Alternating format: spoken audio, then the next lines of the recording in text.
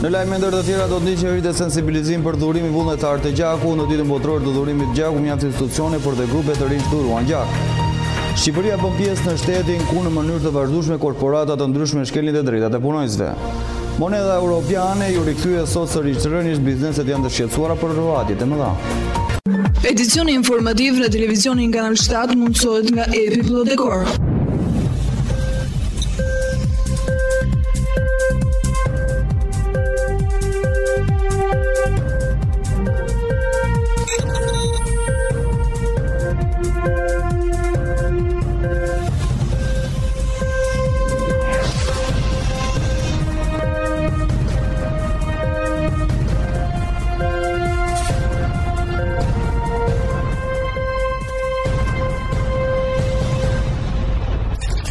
Ju përshëndes nderuar teleshikues televizionit Kanal 7, jemi në edicionin informativ. Rritet sensibilizim për dhurimin vullnetar të gjakut. Në ditën botërore të dhurimit të gjakut, mjaft institucione por dhe grupe të rinj dhuruan gjak. Në ditën botërore të dhurimit të gjakut, alpinistët e gjirokastës pranë puntit të gjakut në Spitalin Rajonal Omer Nishani zgjodhen të dhurojnë gjak, edhe si një nismë sensibilizimi për të gjithë të rinj, pasi të shpëtosh një jetësh veprim fisnik. Ky grup dhurimin e gjakut prej 2 vitesh e ka kthyer tashmë si traditë. Sot në ditën botërore të dhurimit të gjakut, grupi alpinistët gjirokastër, për të sensibilizuar edhe gjithë të rinj të gjirokastës, erdhën këto te punkti për të dhuruar. Është një traditë e cila vazhdon prej 2 vjetësh nga ky grup. Japim 2 herë në vit gjak dhe me thënë drejtën ndjehemi krenar për të vepër që po bëjmë. Është në kënaqësinë tonë, pasi vetë natyra e grupit është që pëlqejmë natyrën, pëlqejmë jetën, por këtë jetë nuk e duam vetëm për vete, e duam edhe për gjithë atë që bashkëjetojmë me ne. Sot në ditën botërore të dhurimit të gjakut ishin disa institucione që zgjodhen të dhurojnë gjak. Sipas Petrit Çekani, specialist pranë shërbimit zjarfikës, të dhurosh gjak të bën të ndihesh njeri më i mirë. Sot është dita ndërkombëtare e dhurimit të gjakut dhe ne si shërbimës zjarfikës në qarkun e Gjirokastës vim dhurojmë gjak pse dhurimi i gjakut shpëton një jetë dhe e vetmja që nuk prodhohet është gjaku. Prandaj ne kemi obligim personal dhe si detyra jonë që neve na ushron për të shpëtuar një jetë të njeriu që është në nevojë dhe në rrezik. Pra, bëj dhe një thirrje sensibilizimi për të gjithë banorët që të dhurojnë gjak, jo vetëm në ditën e ndërkombëtare të dhurimit të gjakut, po të jetë një dhurim sensibilizues gjithmonë, pse se me dhurim të gjakut ne shpëtojmë një jetë që është në rrezik. Ndërkohë, sipas mjekes Mira Bashare, vitet e fundit është rritur ndjeshëm sensibilizimi për dhurimin e gjakut, kryesisht nga të rinjt. Sot është dita botërore e dhurimit të gjakut. Si që shikoni, na kanë ardhur 2 grupe, presim të na vinë edhe grupe të tjera. Jemi shumë të lumtur se tani është ndërgjegjësuar, ka filluar të ndërgjegjësohet populli. Vinë sidomos rinia e Gjirokastës, vinë me shumë qejf bile, edhe jemi shumë të lumtur që ne po ja arrim kësaj pune shumë të madhërishme. Tani dhurimi i gjakut duhet të bëhet në mënyrë vullnetare, sepse gjaku është më i sigurt, edhe është më mirë që të bëjmë atë stokun, më mirë që të krijojmë stokun e gjakut për një urgjencë. Tani neve këtu, si që shikoni, po na vinë vazhdimisht, nuk kanë ardhur të gjithë akoma, janë sidomos 2 grupe, i falenderojmë shumë, grupin e alpinistëve, grupin e zjarfikësve, këto i kemi pothuajse të rregull, 2 herë, 3 herë në vit na vinë, edhe me këta i zgjidhim edhe hallet, po ju bëjmë thirrje edhe të tjerëve, rinis gjirokastrite, nuk është absolutisht gjë e frikshme të dhurosh gjak, por vetëm se ne ndjehemi të sigurt për çdo, tani që është edhe periudha e beharit, që ka aksidente, lëvizin njerëzit, të jemi në gatishmëri që të ndihmojmë, sepse gjaku dhurohet, nuk e prodhojmë dot gjakun, kështu që po të vinë ata, do kemi edhe neve, po se erdhen ata, nuk i ndihmojmë dot as ne. Se kur vinë këtu paraqiten thonë ama nuk na ndihmon dot, neve na vjen shumë keq, por po su dhuru gjaku s'kemi si t'i ndihmojmë. Kështu që ju bëjmë thirrje të vini, sot është dita e madhe botërore për dhurimin e gjakut, derën e kemi hapur, ju presim me kënaqësi. që prej vitit 2004, çdo vit në 14 qershor në shumë vende të botës organizohet Dita Botërore e Dhurimit të Gjakut. Për këtë vit tema e fushatës është Gjaku na lidh ne të gjithëve dhe ka si qëllim rritjen e ndërgjegjësimit të popullatës të gjitha vendeve të botës për rëndësinë që ka sigurimi në kohë gjakut dhe produkteve të tij. Gjithashtu ajo fokusohet dhe në falënderimin e të gjithë thurusëve vullnetar të gjakut, të cilët shpëtojnë jetë çdo ditë me dhurimin e gjakut të tyre. Shqipëria bën pjesë në shtetin ku në mënyrë të vazhdueshme korporata të ndryshme shkelin të drejtat e punojësve. Puna drejta demokratike janë cënuar nga të gjitha vendet. Cënimi i hapësirës demokratike për njerëzit që punojnë dhe ndikimi pa kontrolluar i korporatave janë në rritje. Ky është konkluzioni i raportit më të fundit të Konfederatave Ndërkombëtare të Tregtisë. Indeksi të drejtave globale ka vënë në shënjestër shtetet që nuk respektojnë të drejtat e punojësve. Sipas këtij raporti, Shqipëria bën pjesë në shtetet ku në mënyrë të rregullt korporata të ndryshme shkelin të drejtat e punojësve. Sipas raportit, kudo në botë ka pasur kufizime për fjalë të lirë në publik kur kërkohen të drejtat, si dhe janë shtuar protestat dhe sulme gjithnjë më të dhunshme ndaj mbrojtësve të drejtave të punëtorëve. Puna e denjë dhe të drejtat demokratike janë censuruar dhe gati në të gjithë vendet, ndërkohë që pabarazia vazhdon të rritet. Edicioni 5 të indeksit të drejtave globale rendit 142 vendet sipas shkallës së respektimit të drejtave të punëtorëve.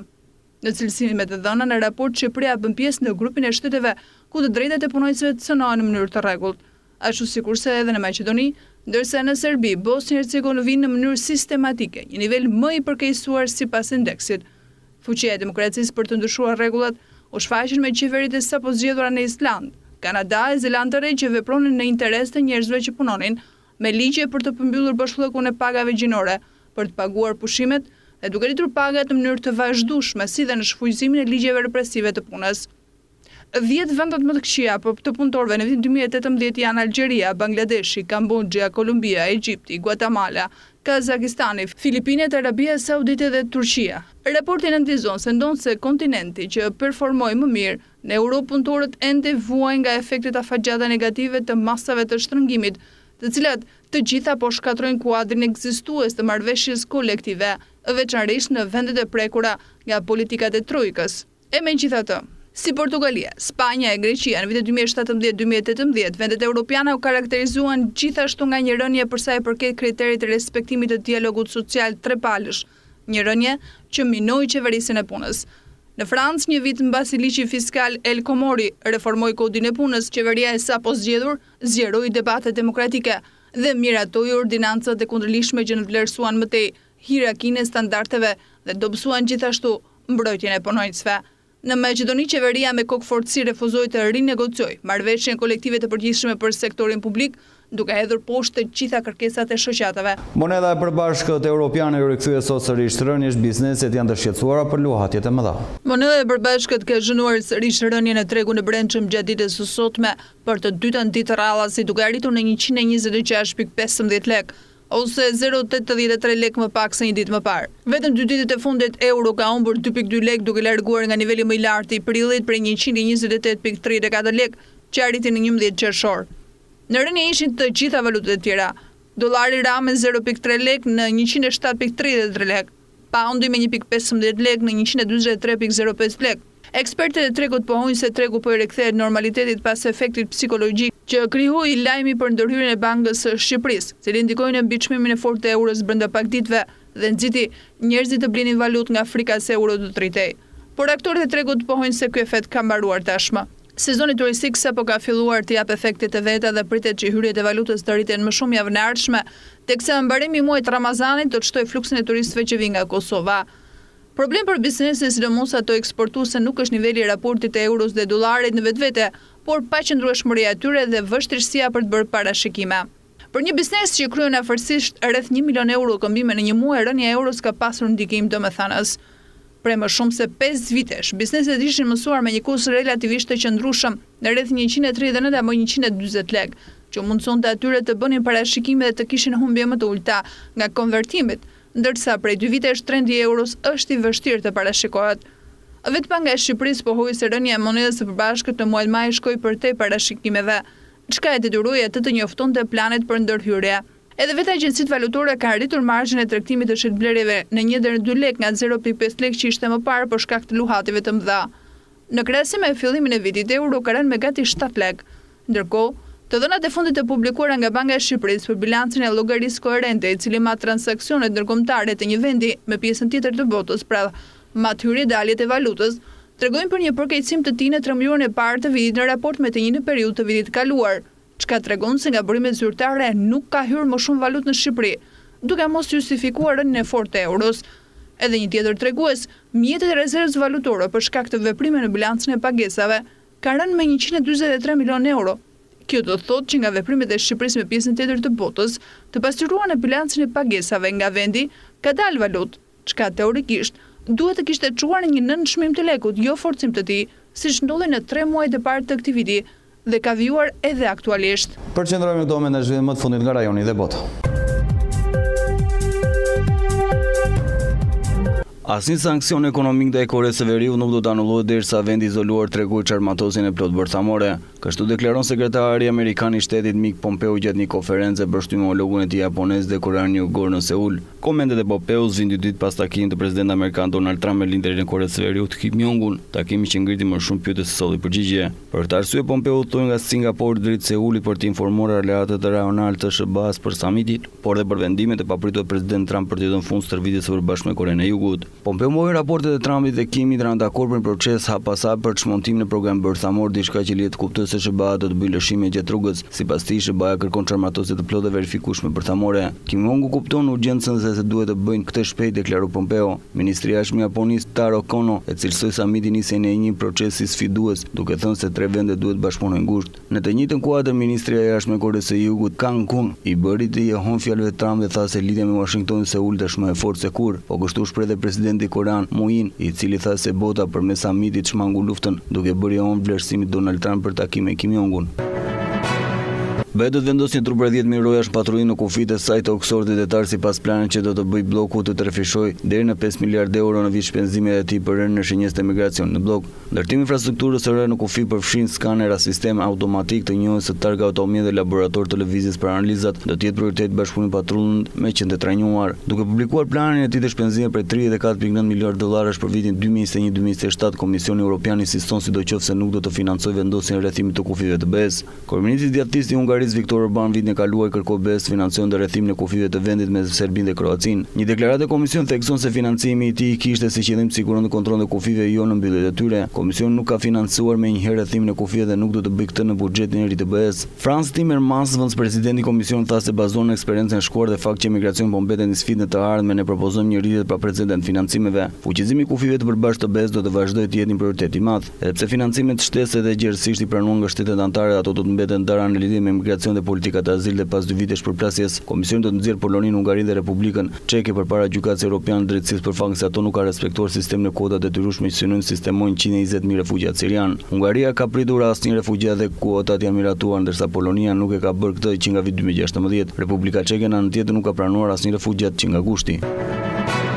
Kur ka kaluar vetëm disa orë nga takimi pas zakonit mes presidentit amerikan Donald Trump dhe lider korean Veriut Kim Jong-un, një tjetër diskutim rëndësishëm ka nisur tashmë. Marrëveshja e arritur mes dy liderësh kritikuar nga analistë pasi nuk janë përcaktuar afat detajet që lidhen me periudhën e realizimit dhe mënyrën e verifikimit. Gjithsesi, sekretari amerikan i shtetit Mike Pompeo nuk i cilësoi shqetësuese këto detaje dhe tha se afat paraprake të arritjes dhe realizimit. Nga Korea e Jugut në konferencë për shtyp Pompeo theksoi procesin çarmatosjes dhe realizimit synon të arrihet brenda vitit 2020, pra për një periudhë për rreth 30 muajsh. Ai tha gjithashtu se Kim Jong-un është i qartë tashmë mbi nevojën e verifikuar hap pas hapi se si pohet se ky proces që pritet fillojë nga dita në ditë.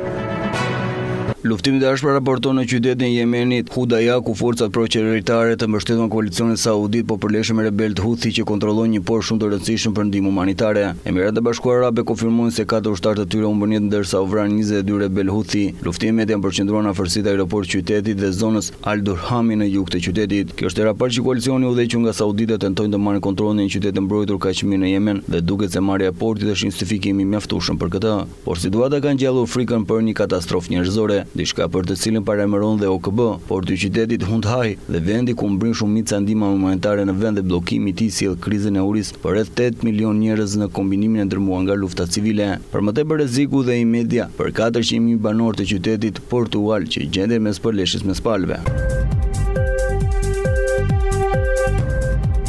Duke lënë pas zhvillimin nga rajon dhe bota, përqendrohemi sërish me informacion. Në vend 180 fëmijë në ditë ndjekin kampin veror në qendrën kulturore Fato Berberi, ku bëhen pjesë disa aktiviteteve.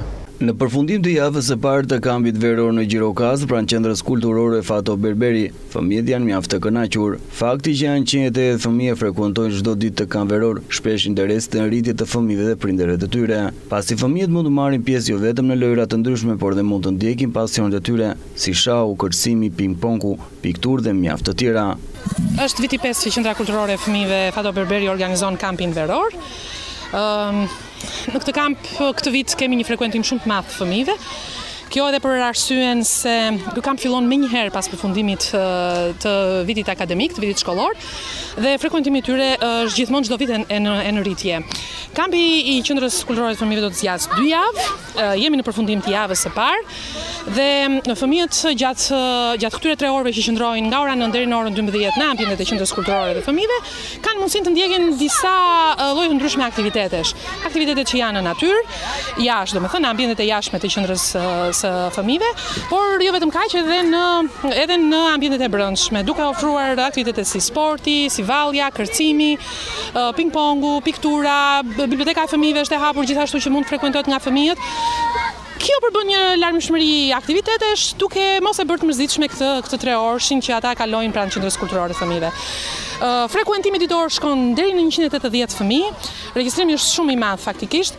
Javën e parë të kampit ne kemi patur edhe ndihmesën e organizatës Arsis me animatorët e vet, një falënderim shumë i madh shkon edhe për ta, cilët me aktivitetet shumë të bukura faktikisht, gjithë përfshirëse dhe tepër argëtuese kanë arritur që të përfshin gjithë numrin e fëmijëve në këto aktivitete në të gjitha grup moshat. Fakti që ky kamp veror nisi më njëherë pas përfundimit të shkollës e bën dhe më të kërkuar nga fëmijët të cilë duke se argëtohen mjaft. Kampi veror zgjat 2 javë dhe u jep fëmijëve të gjithë grup moshave argëtim pafund.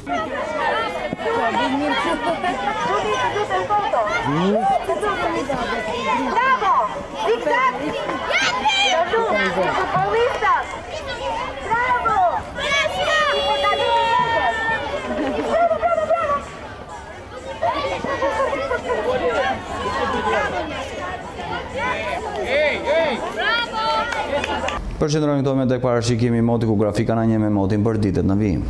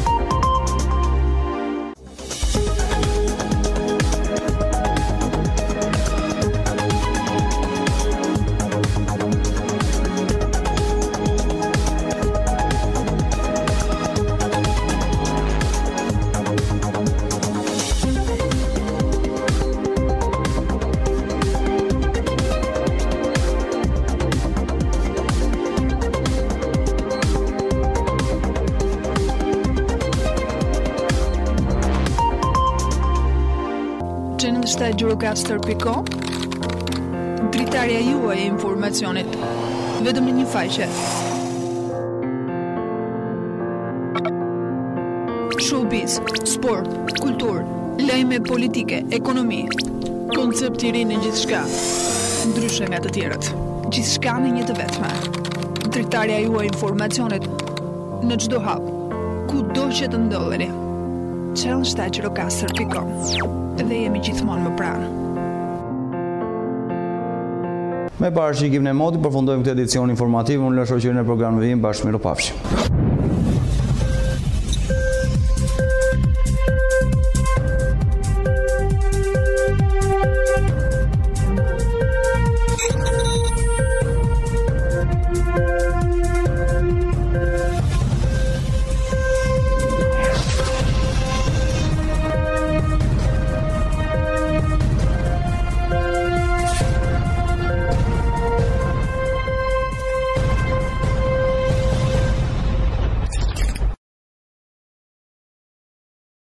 Edicioni informativ në televizionin Kanal 7 mundësohet nga Epi Plodekor.